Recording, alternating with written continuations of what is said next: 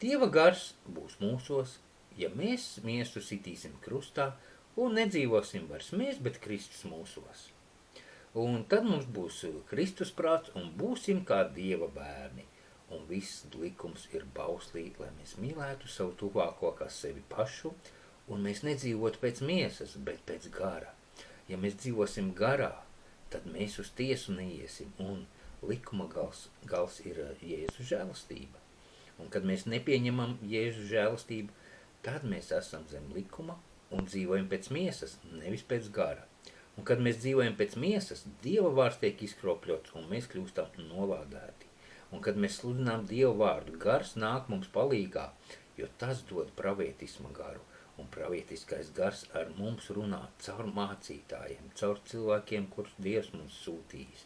Un kad mēs esam garā, tad mūsu miesa ir uzveikta ar visām viņas iegribām.